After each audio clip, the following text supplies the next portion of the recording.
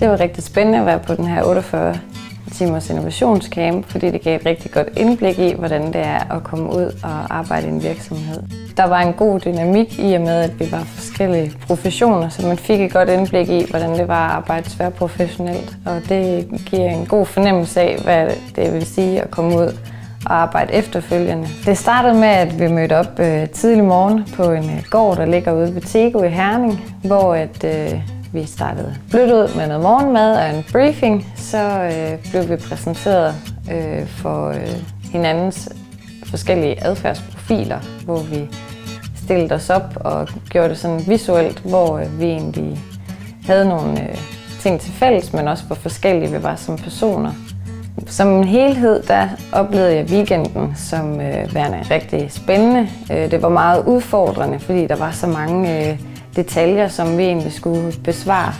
Men overordnet set var det en rigtig fed weekend, og vi havde det også rigtig sjovt, mens vi løste den her opgave.